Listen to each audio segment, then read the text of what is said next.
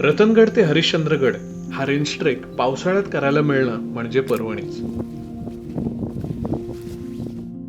रतनगडावर सोनकीचा बहर बघायला मिळाला. त्यानंतर कात्राबाई खिंडीतून कुमशेत गावात येऊन पोहोचलो.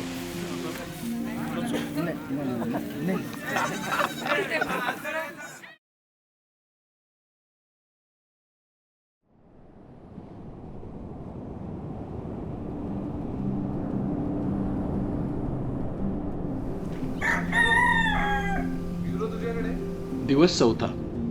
कुमशेत गावातली सकाळ.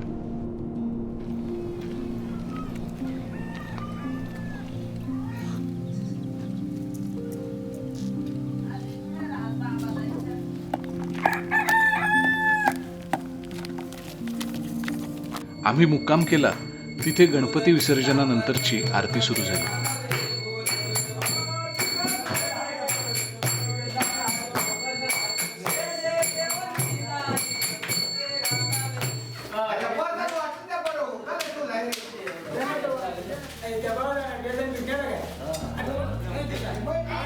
आरतीनंतर प्रसाद वाटला आणि गावातली मोठी माणसं वर्गणीच्या हिशोबाला बसली आणि आम्ही गावातल्या मुलांसोबत क्रिकेट मॅच लावली. याला बघ कसा वाट लागला, मला कसा टाकला.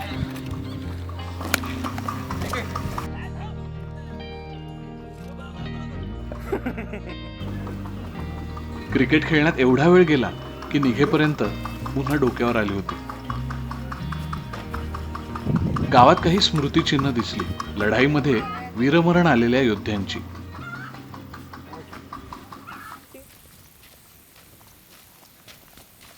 कुमशेत गावातून निघालोय. समोर कलाडगड दिसतोय आणि त्याच्या मागे हरिश्चंद्रगड.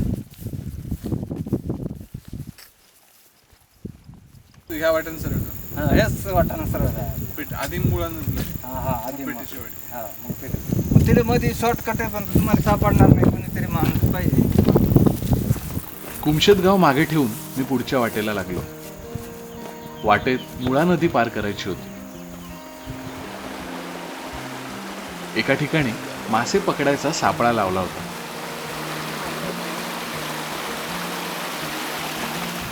मुळा नदी ओलांडायला काही पर्यायी रस्ता आहे का बघत होतो. शूज ओले करायचे नव्हते. थोडं आजूबाजूला जाऊन बघितलं, पण काही उपाय सापडला नाही.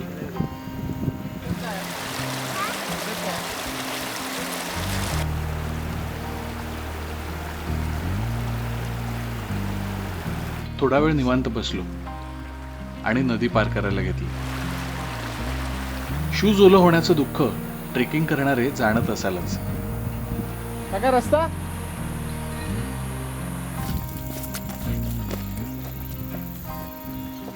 मी पेठीच्या वाडीत पोहोचलो. अगदी 25-30 घरांचं छोटंसं गाव.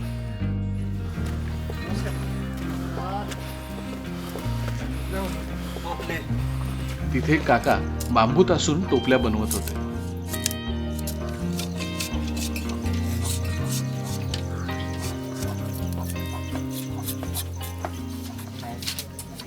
काही काम नाही, धंदा नाही. एवढे रोज पोट भरायचं. मीठ मिरची हळद वगैरे सगळं भाजीपाला. भात तुमच्यासाठीच ना फक्त. हां, तेवढंच.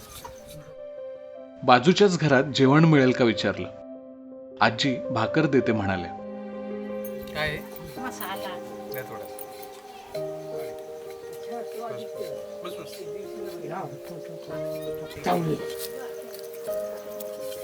बऱ्याचशा खेडेगावात आजही भाजी हा प्रकार नाही. सोबतीला चटणी, मिरची किंवा असल्यास एखादा कांदा.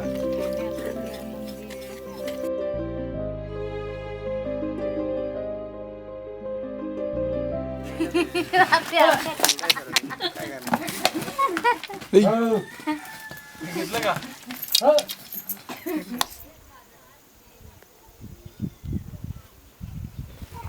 किल्ल्याजवळच्या एका घरात बॅग ठेवायला गेलो. बॅग ठेवतोय. हां हां, तासून घ्या ती. तिथे पण टोपल्या बनवायचं काम सुरू होतं. मग जाऊन येतो गडावर.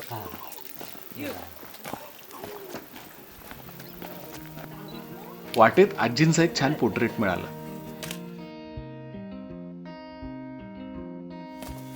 गावाच्या थोडं पुढे असलेल्या कलाडगडाकडे वाटचाल सुरू केली.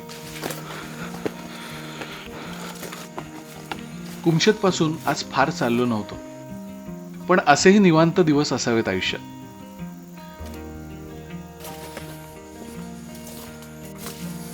दाट झाडी पार करत गडाच्या पायऱ्यांपर्यंत येऊन पोहोचलो.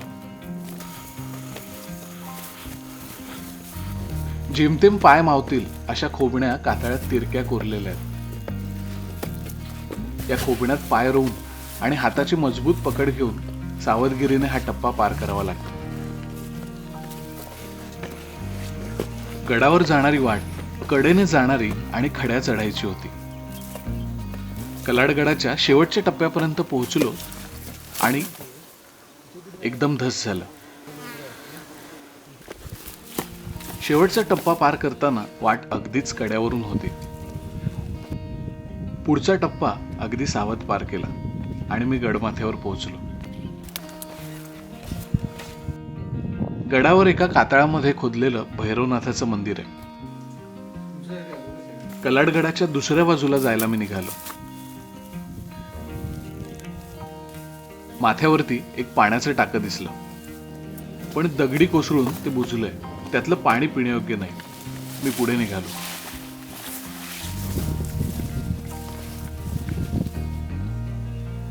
माथ्यावर 2 मोठे गोल दगड आणि एक देवळी आहे. झाडी खूपच वाढलेली असल्याने फारच काळजी घेऊन मी कॅमेरा सेट करायला जागा शोधली. कलाडगडाच्या माथ्यावरती आलोय. समोर हरिश्चंद्रगडाचा बालेकिल्ला दिसतोय. त्याच्या पुढे माळशेज घाट आणि धुक्यात हरवलेला नाणेघाट दिसतोय. गोष्ट कोणतीही असो, आयुष्यात संयम महत्वाचा. मी तसाच माथ्यावर थोडा वेळ थांबलो आणि त्यानंतर उतरत्या उन्हाचा ढगांसोबतचा लपंडाव छानपैकी शूट करता आला.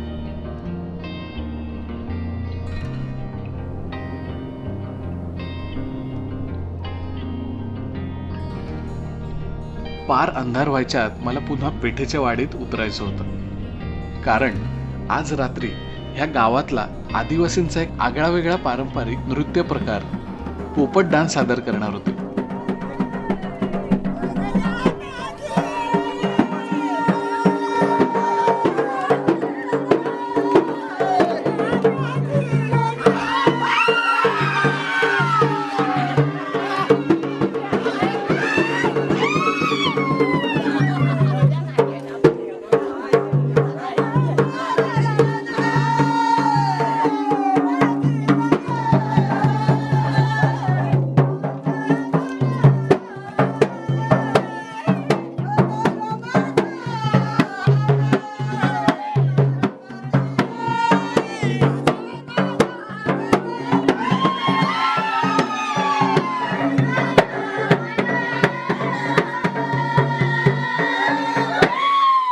आदिवासी नृत्य म्हणून कांबड नाच म्हणतात याला. आणि हा आमचा फार पुराणे कार्यक्रम आहे. फार वाडवडिलांपासून हा कार्यक्रम चालतो. आणि तसं कायमच करतोय आम्ही. असं सण काय असले का मग सणाला करतो, दिवाळीला, दसऱ्याला, होळीला, असं कधी पण करतो. पेठेची वाडी ते पाचनई छानसा गाडी रस्ता आहे. त्यामुळे चालण्याऐवजी गाडीने 7 किलोमीटरवर असलेलं पाचनई गाव गाठलं. पाचनई घाट माथ्यावरचं एक टुमदार गाव.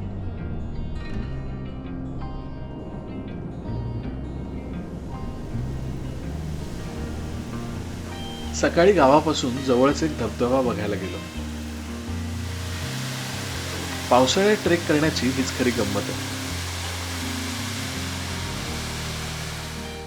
गावाच्या बाजूलाच एका डोंगरावर कारवी फुलली होती. 7 वर्षांनी फुलणारं हे कारवीचं फूल. संपूर्ण डोंगर निळ्या फुलांनी बहरला होता. रतनगडावर सोनकीचा बहर आणि हरिश्चंद्रगडावर कारवीचा. क्या बात है.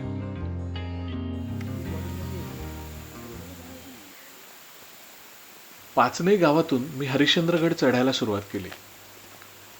खरं तर हरिश्चंद्रगडावर जाणारी ही सर्वात सोपी वाट. उन्हाचा दाह जाणवायला लागला होता. ऑक्टोबर हिट लागायला सुरुवात झाली होती.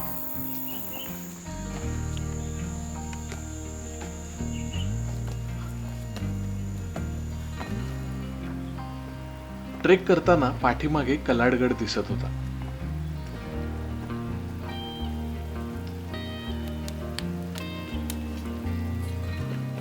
डोंगराच्या धारेला लागलो की एक ट्रॅव्हर्स लागतो.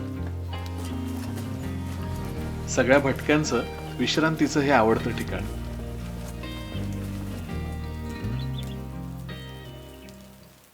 समोर दिसतोय तो कलाडगड आणि हरिश्चंद्रगडावर येणारी सर्वात सोपी वाट पाचनई गावातून येते.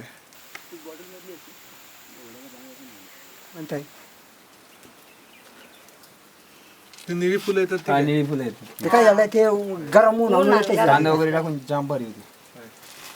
नेचाला मुक्कावला आमच्याकडे. काल चालू जातो आता गेली. वरून खाली चाललंय वर जात आहे. वर चाललोय. आजोबांनी गाठोड्यात जमा केलेली रानभाजी दाखवली.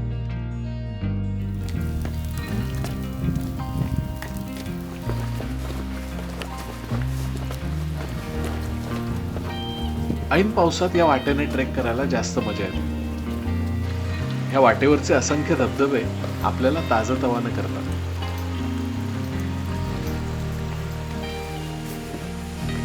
कडक ऊन असताना अचानक ढग दाटून आले. पाऊस पडण्याची शक्यता वाटत होती. या वाटेवर दिसणारा हिरवागार निसर्ग, त्यात उमललेली रानफुलं आणि धबधबे पाहून मला रतनवाडीतल्या शाळेतल्या मुलांची कविता आठवली. फुले रंगात फुलतील गंधात मन पाखरू हे विसाऊ दे जरा. खडकातल्या झऱ्या रे खडकातल्या झऱ्या होशील कामाचा तू मैतर खरा रे मैतर खरा.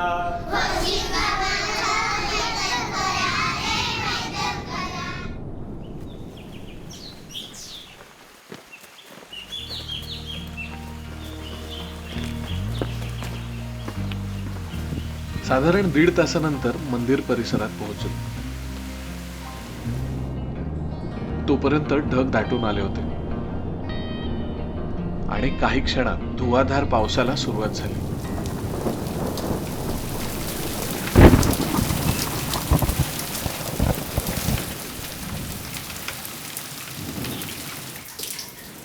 थोडासा पाऊस थांबला आणि मी तडक कोकणकड्याकडे निघालो.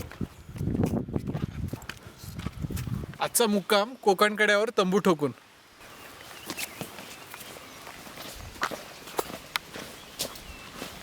धुकं खूप पसरलंय, त्यामुळे वाट शोधत जावं लागतंय.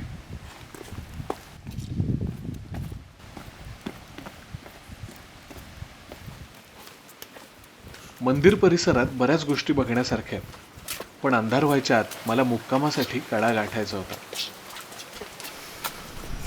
त्या संध्याकाळी मी कधीही न पाहिलेला असा थरारक कोकणकडा अनुभवला.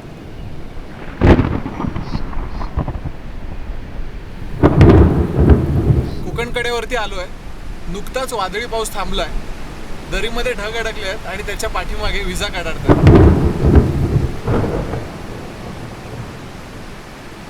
कोकणकड्याच्या पोटातून निघणारे असंख्य धबधबे,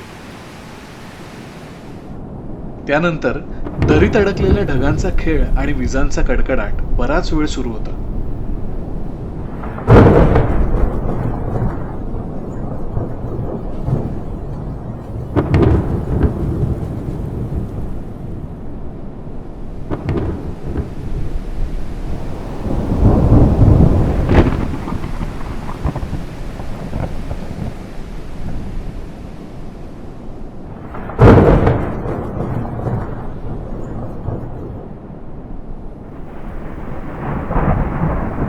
संपूर्ण रात्र कोकणकड्यावर मुक्काम करायचा प्लान मी तसाच ठेवला.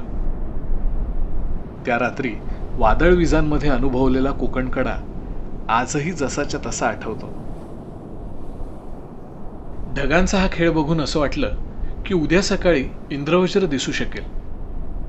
संपूर्ण गडफेरी आणि कोकणकडा पुढच्या भागात बघूया. सोबत रानवाटा फोटोग्राफी कोर्स ऑनलाईन स्वरूपात मराठीमध्ये सुरू होत आहेत. त्याची नोंदणी सुरू झाली आहे.